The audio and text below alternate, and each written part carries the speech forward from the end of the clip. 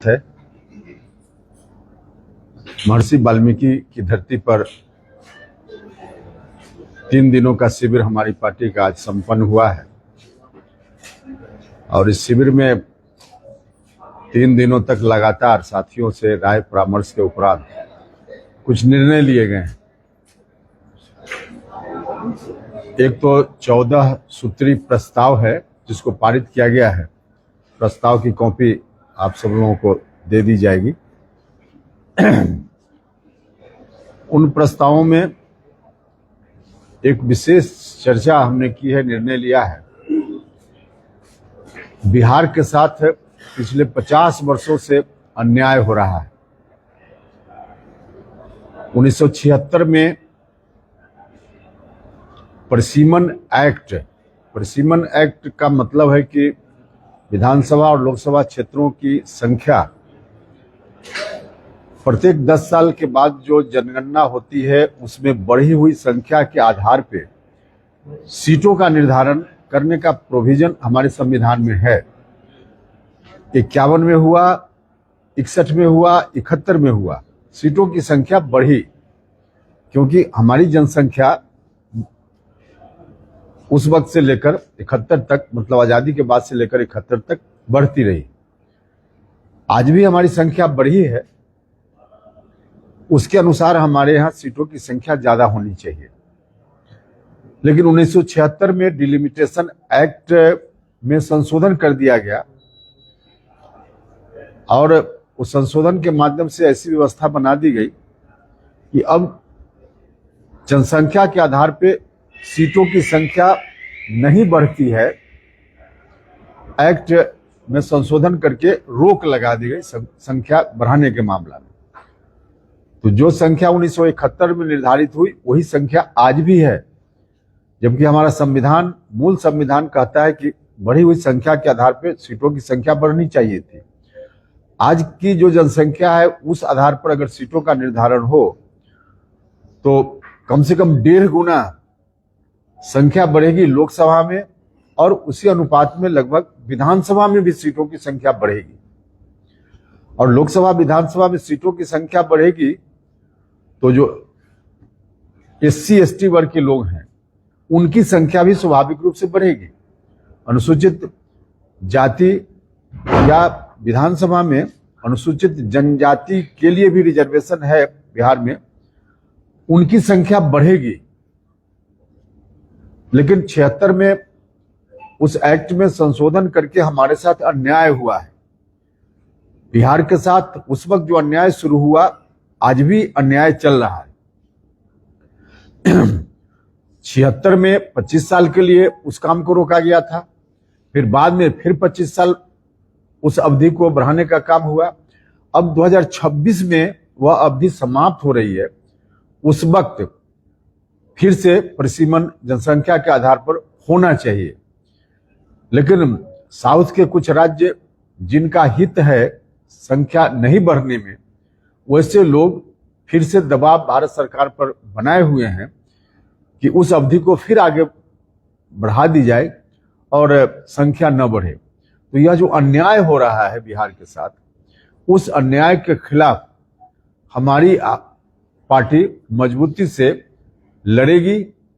इस अन्याय के खिलाफ हम सब लोगों ने कार्यक्रम भी तय किया है। हम अब इस अन्याय को बिहार में नहीं होने देंगे।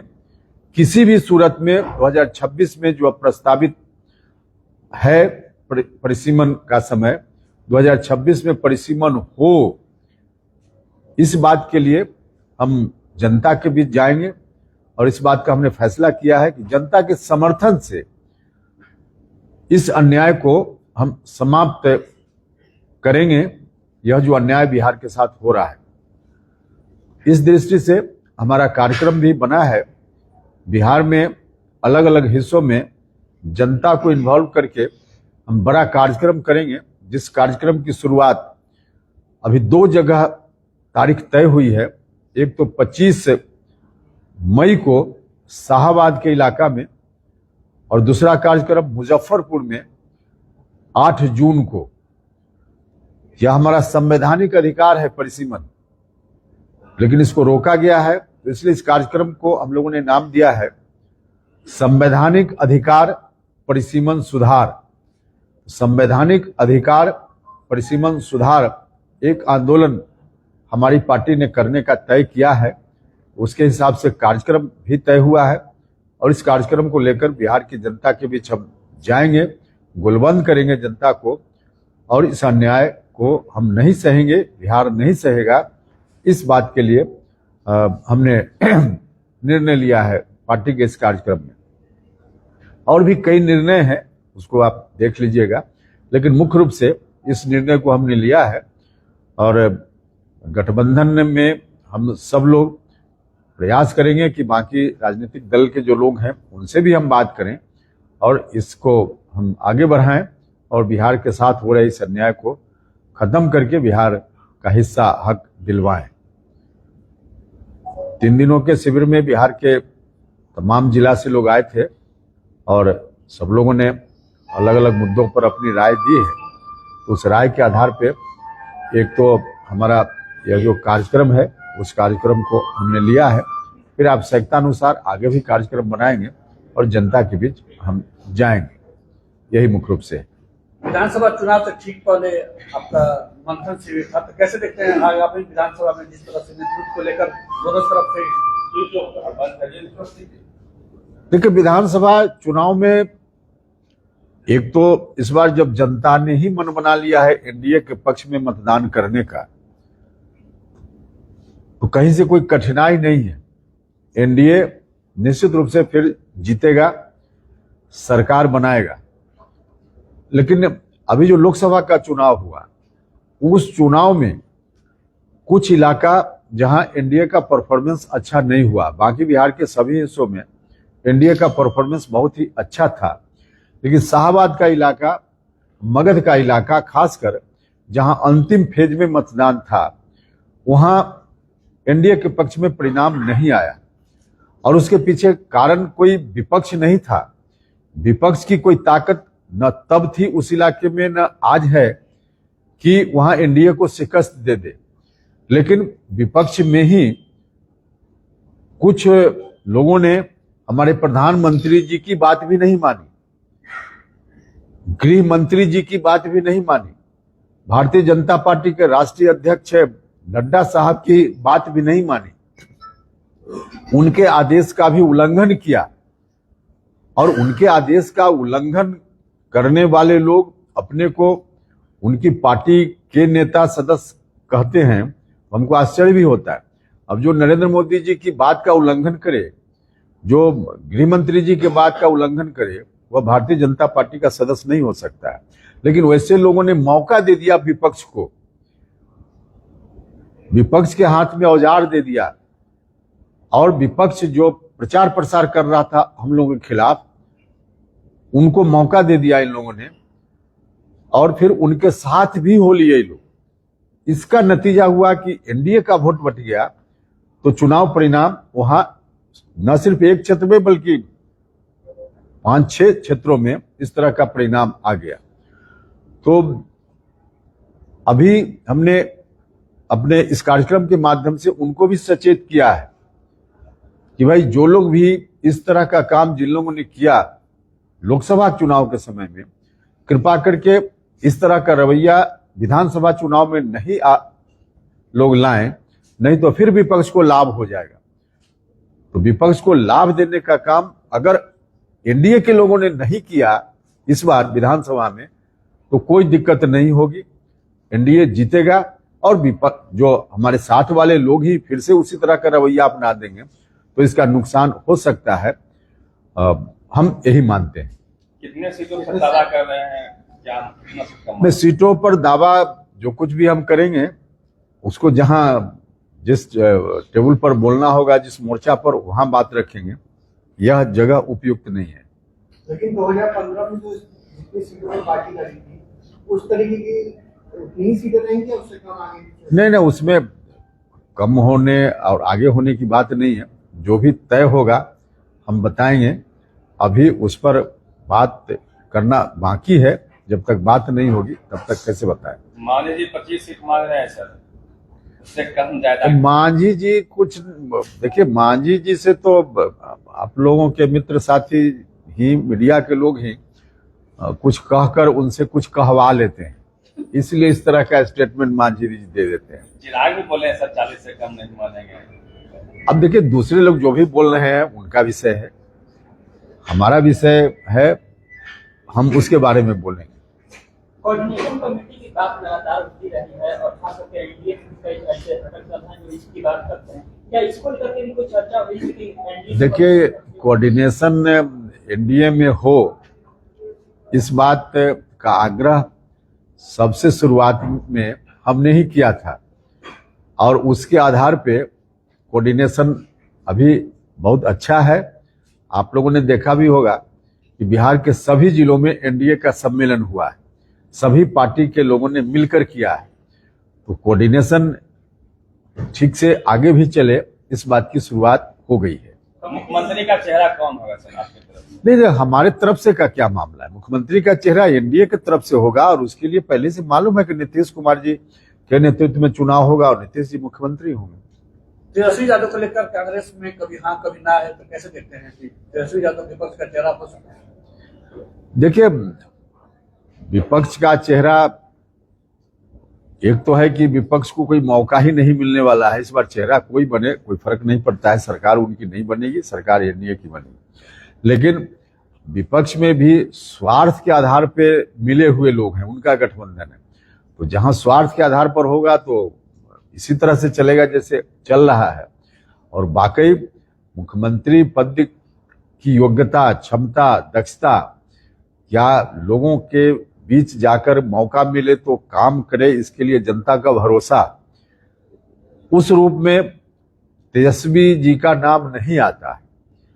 पार्टी है, बिहार के मतदाताओं के बीच एक खास वर्ग में समर्थन है, इसलिए उनकी पार्टी है, ताकत भी थोड़ी है, अब इससे इनकार नहीं करते हैं, लेकिन मुख्यमंत्री के रूप में जिस रूप में होना चाहिए नहीं उनका चेहरा है, इसलिए तो कभी कांग्रेस पार्टी के लोग, गठबंधन में दूसरे दल के लोग अभी तक सहमत नहीं हो पाए हैं, उसका मूल कारण यही है।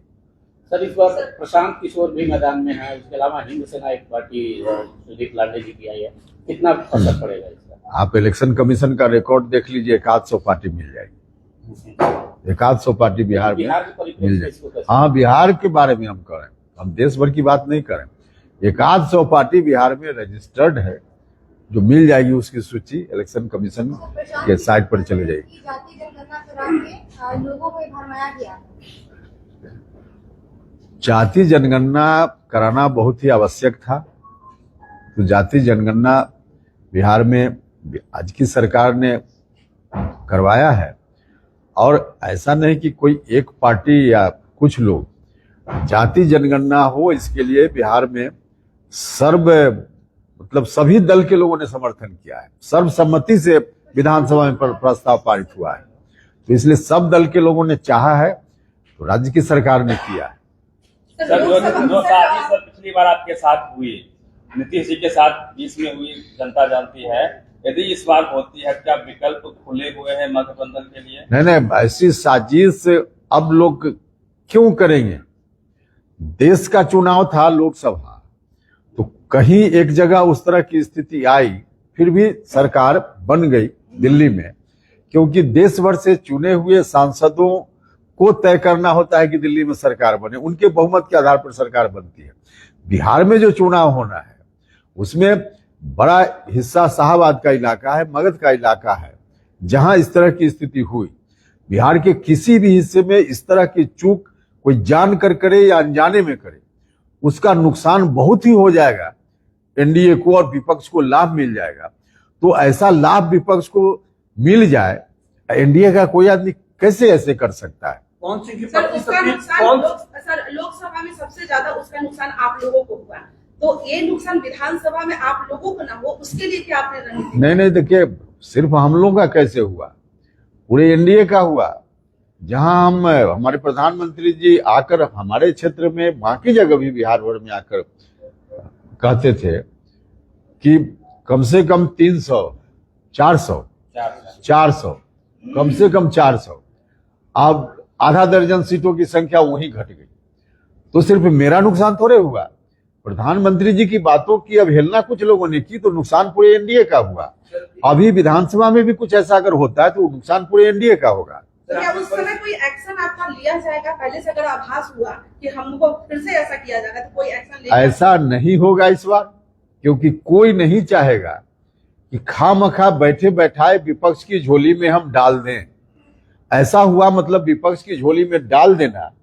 जनता चाहती है कि सरकार एनडीए की बने और एनडीए के ही कुछ लोग ऐसा करके विपक्ष को मौका दे देंगे, आपस में फूट होगा, विपक्ष को लाभ मिलेगा।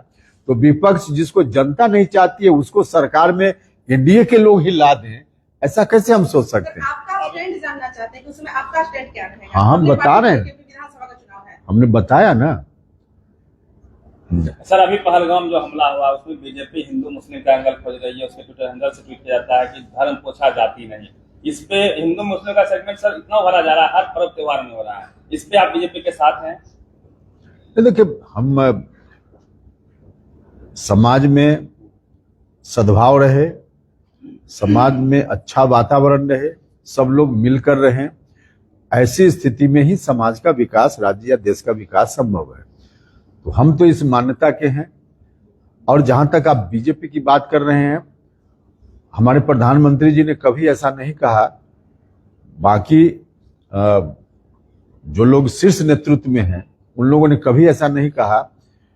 हमारे प्रधानमंत्री जी या भारत की सरकार जो लोग काम कर रहे हैं उसमें कहीं भी ऐसा नहीं है कि हिंदुओं के लिए सिर्फ काम करना है, कोई योजना आई है तो सिर्फ हिंदू के लिए, मुसलमानों के लिए नहीं, सबके लिए काम हो रहा है। तो मैसेज सरकार की ओर से जो काम हो रहा है उसका यही है कि मिलजुल कर चलना है। लास्ट सर, काराकाट से पवन सिंह की पत्नी ज्योति सिंह भी चुनाव लड़ने वाली है, तो लगता है कि आप एनडीए की उम्मीदवार हो सकती है? देखिए, हमको ऐसा नहीं लगता। वो हमारे यहाँ भी आई थी और पार्टी में भी गई, और मेरी जानकारी यदि सही है तो विपक्ष की पार्टियों के जो नेता हैं उनके यहाँ भी जा रही है। तो उनकी व्यक्तिगत जो इच्छा हो, तो स्वतंत्र है हर आदमी चुनाव लड़ने के लिए, वो एक अलग विषय है। लेकिन एनडीए में ऐसा अभी तक तो मुझको नहीं लगता। सर बौद्ध मंदिर पे सर आपने अपने संसद में भी कहा था अभी भी धरना जारी है, क्या आप कहेंगे? देखिए, बौद्ध मंदिर के बारे में भी हमने जो 14 सूत्री प्रस्ताव लिया है उसमें यह भी एक विषय है। एक टेम्पल है बौद्धिस्टों का, जहां बहुमत जो वहां मैनेजमेंट की कमिटी है उस कमिटी में बौद्धिस्टों का बहुमत नहीं है, और इसके लिए एक्ट है, बोध गया टेम्पल एक्ट बिहार में। उस एक्ट में ही प्रोविजन है कि जो 9 लोग होंगे उस कमिटी में, उसमें 4 हिंदू होंगे, 4 बौद्धिस्ट होंगे, और 5वां जो अध्यक्ष होगा वह उस जिला का कलेक्टर, जो भी कलेक्टर जब रहे वह होगा। तो कलेक्टर भी अमूमन हिंदू ही होते हैं सामान्य तौर पे, मतलब हिंदू भाइयों का ही वहां बहुमत हो जाता है। बौद्धिस्ट लोग जो दुनिया भर के हैं उनका कहना है कि इसका मैनेजमेंट हमारे हाथ में दे दीजिए। हमारी पार्टी बौद्धिस्टों की इस मांग का पुरजोर समर्थन करती है। अब लाखों टेम्पल सनातन भाइयों का है, हम सनातन भाइयों से आपके माध्यम से हाथ जोड़कर प्रार्थना करते हैं कि भाई लाखों टेम्पल है तो मैनेजमेंट वहां आप कीजिए ना, कर ही रहे हैं। एक टेम्पल जिसका संबंध न सिर्फ हिंदुस्तान से बल्कि दुनिया भर से है, दुनिया भर के लोग वहां आते हैं। तो एक टेम्पल लोग कह रहे हैं बौद्धिस्ट लोग कि हमारे हाथ में नियंत्रण के लिए कमेटी पूरे तौर पे दे दीजिए, तो इसमें ऐतराज नहीं करना चाहिए और खुशी खुशी सनातन भाइयों को सौंप देना चाहिए। एक्ट में इस आशय का परिवर्तन होना चाहिए कि वहां बौद्धिस्ट लोगों के हाथ में ही वहां का मैनेजमेंट जाए, दूसरे धर्म के लोग न रहें। सर फूले फिल्म का विरोध हो रहा है, आपने फूले साहब ने कहा था कि उनकी जन्मदिन को। देखिए, फूले फिल्म हमने देखी नहीं है, देखने के बाद भी ही हम कुछ बता पाएंगे कि उसमें क्या है, किस बात को लेकर ऑब्जेक्शन लोग कर रहे हैं। लेकिन कई बार ऐसा होता है कि लोग खामखा किसी बात को जाने बिना या तो विरोध करने लगते हैं या समर्थन करने लगते हैं। कई इशू हमने देखा है पहले कि लोगों को जानकारी भी नहीं रहती है कि इसका विरोध हम क्यों कर रहे हैं या समर्थन ही क्यों कर रहे हैं। बस कुछ नाम देखकर, कुछ विषय देखकर, या कुछ लोग उसके विरोध में खड़ा है तो हम भी विरोध में खड़ा हो गए। कुछ लोग समर्थन में है तो हम भी समर्थन में खड़ा हो गए। हम उस तरह से नहीं हो सकते ना, हम जरा फिल्म को देखेंगे और तब उसके बाद ही बता पाएंगे कि इसमें क्या करना चाहिए। सर कितना सीटों पर लड़ने की तैयारी कर रही है? वो तो सवाल हो गया आप।